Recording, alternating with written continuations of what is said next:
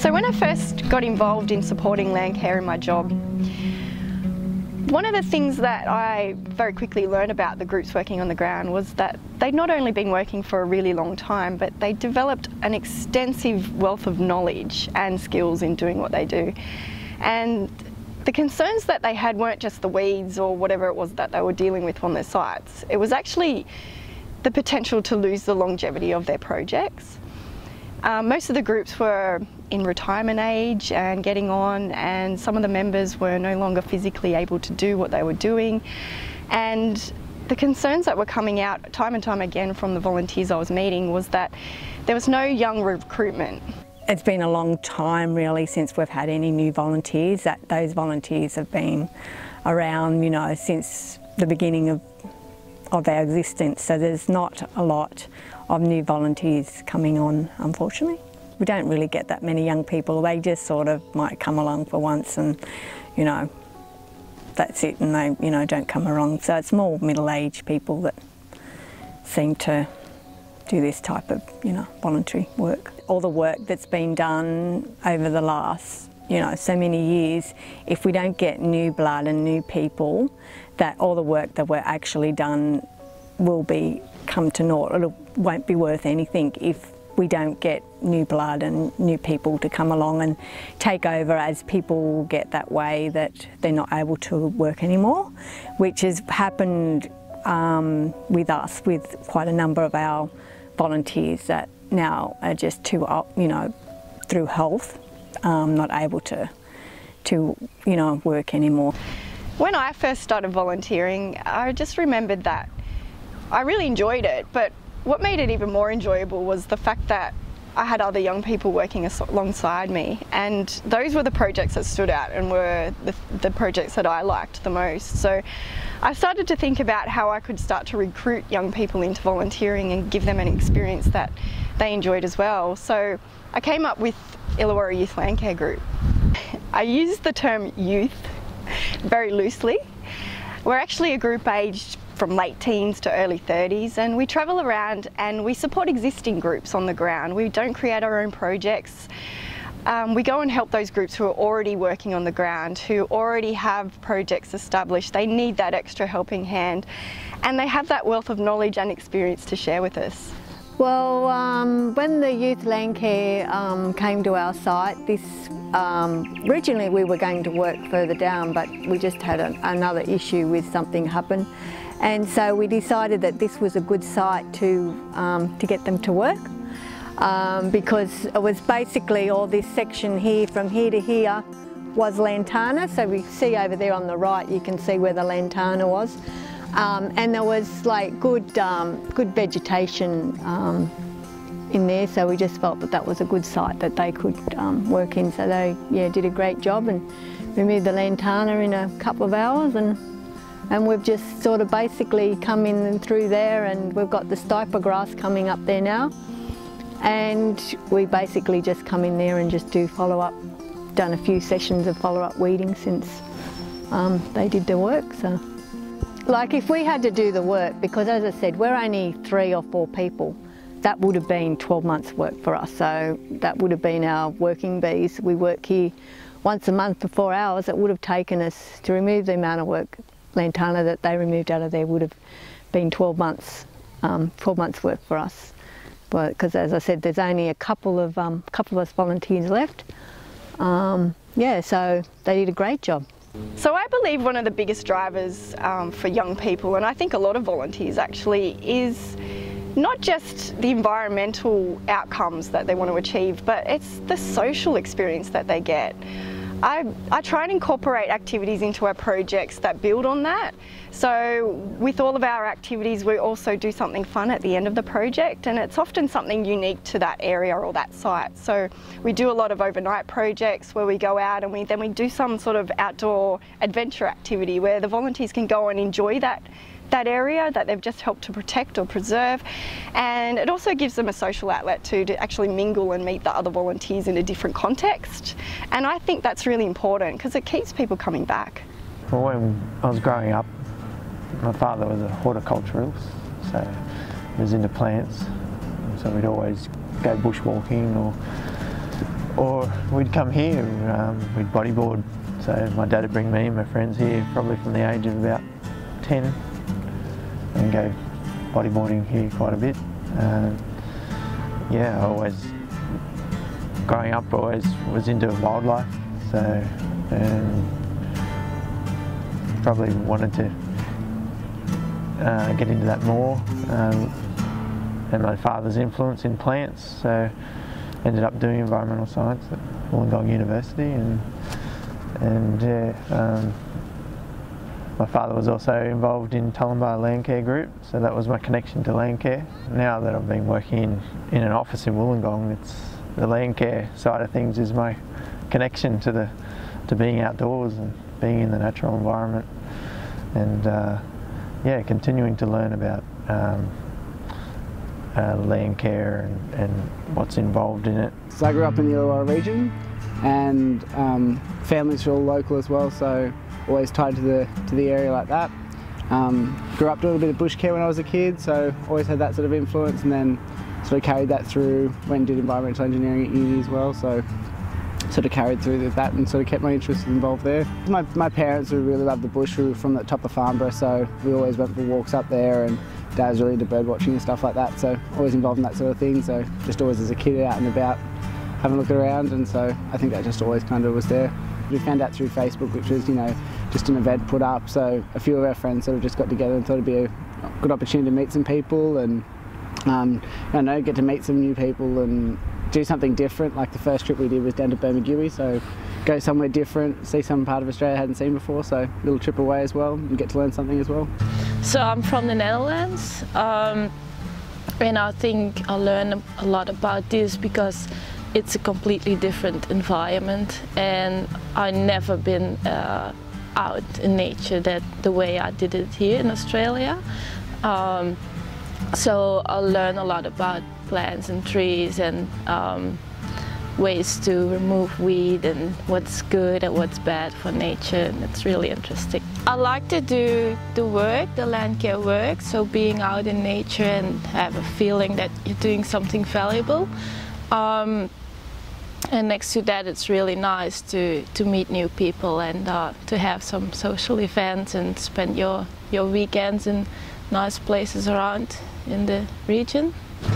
Yeah, basically grew up just surfing on the beach, coasty kid, and I live just down from some mangroves, so ever since I was small I was just exploring and love the bush and love finding creatures of all shapes and sizes, and I guess, yeah, just love being outdoors. So I really like seeing everything our big, wide, brown, wonderful land has to offer, and I guess getting to see different environments, whether it be coastal environments or estuarine or river or bush, even some of the karst landscapes that we get to see. I think it's really awesome to see different places. Meeting like-minded people where you never know where you're going to bump into people like that, and back when I was at university there were a lot of like-minded people going around at university because they're doing similar subjects and that kind of thing, and I guess see as an extension of that, you get to go on field trips and hang out with people and have a lot of fun and also make a difference. Well, I think the Illawarra Youth Landcare Group has contributed to both the Jenolan and Wombian and Caves Landcare programs that we've been running for the last couple of years, and it's been really encouraging to see a youth group getting involved in environmental works, and particularly from a volunteering perspective, and it's often been a demographic that gets lost. So Megan Rowlatt and her guys have contributed a significant number of hours to both of those programs, and it's really, again, really encouraging just to ensure that the people who are up and coming and becoming stewards for environmental management are prepared to volunteer their time and contribute their efforts and their weekends off to come and do something meaningful for the environment. Jenolan and Caves experience is really good. We went up and we were trying to get rid of the sycamores, which have just gone a bit nuts up there, so me and one of my other friends made the road trip up and got to hang out. It was also really good because we do a lot of, with the Illawarra Youth Landcare, it's obviously with a lot of young people, but this one he was also tied in with I think it was the Hornsby Shire as well, so getting to see, meet a lot of older people with a lot more experience and learn about, their years of experience in land care and hearing about what they do was really good, and then obviously tying that in with the caves, getting to have a look around there. I'd never been up there, so it was really cool. The whole town's like a little castle. So I try and connect the volunteers to unique projects which aim to, I guess, raise awareness about the variety of issues regions are facing, not just in our region but beyond the Illawarra. And one of the things that I've noticed over time is that people are becoming increasingly disconnected from the environment. And people are also becoming disconnected from rural communities coming from a city. So one of our projects, which was pretty special, that we did on the far south coast down in Bermagui, was not only looking at visiting a rural community, but also working on a pretty special project dealing with koala habitat. On this project, the volunteers got to learn about what landholders were doing in terms of koala habitat conservation. And they also got to learn about the range of partners that can be engaged in doing this sort of project. And we got to meet people from the Catchment Management Authority, other landholders, and staff from National Parks and Wildlife Service who are all working together to improve habitat connectivity down that way. So the volunteers not only learned about it, they actually got to do something hands-on, and that was in the form of doing a tree planting event where they actually got to travel along the river that connected the landscape and then plant the trees, which was a really special thing to do. And also participate in some survey work with National Parks, which is something that the volunteers would normally not get access to do. So that was exciting for them. And they also got to learn about sustainability in living. So the place that we stayed was a place called The Crossing, which is an outdoor education centre. And they learn about simple things like food production, living sustainably in terms of your consumption, and actually participated in doing things like collecting wood from the forest and the impacts that that has. So it was just a variety of things that they could get their hands into and learn about, which, living in an urban environment, a lot of people don't have access to that knowledge or information anymore. I had a couple of friends and they were doing environmental science at university, and they told me about the koala project, and I thought that sounds pretty awesome. So I decided to come with them to the koala project, and I didn't know what to expect at all. And yeah, at the end it seemed to be really fun, yeah, to do some land care work and to meet a lot of people and to learn about, yeah, all the stuff we did. It was a good weekend. The koala weekend was my favorite because it was not really close to Wollongong. We needed to drive like 5 hours. It was a really nice environment, and the family at the crossing was really good, and yeah, it was just a lot of fun the whole weekend, yeah. First of all, I enjoyed the social aspect a lot, so meeting a lot of people, and it was really a nice group. And then to learn about sustainability, and we planted some trees for the koalas. We needed to look for koala poo, which was really fun. At the end we found mainly wallaby poo and kangaroo poo, but it was a weird but a really fun activity. Yeah, and just to learn about the land care and all the important aspects involved with that. Another project we went on recently was a local project, and it was at Killalea State Park. This is quite a unique spot in our urban area. It's a very famous surfing spot, and it's got high visitation from tourists and locals as well, so it's got a lot of community use. But it's also got lots of weed problems. So we connected with the management at the park, and we developed a project that the volunteers could go and participate in. So we did some weed removal in the hind dunes, and the volunteers learned about those ecosystems and the impacts the weeds were having. But what made that project really unique was that the park actually supplied our accommodation and camping facilities, and also provided a free surfing lesson for us. Killalea State Park's 256 hectares, approximately about 1,000 acres. We've got a surfing reserve in the background, as you can probably see. We've got various rainforest sites. We've got literal rainforest just over the hill here. We've also got literal rainforest down off the Spit, off Minnamurra Spit. The Minnamurra River obviously borders our land, and probably I think the coastal beachfront's about 8 kilometres towards Maloney's Beach. The area's absolutely magnificent. I think we've got a lot of visitor user groups, we've got Aboriginal sites. It's very important to the local surfing community, hence the National Surfing Reserve. That's why it's important. Oh, having used the area a lot and growing up, walking through this park and the different areas, you'd notice areas that were weed infested or that could be improved, and to find out that there was an opportunity to help out and assist in improving this park and the natural environment, yeah, it means a lot.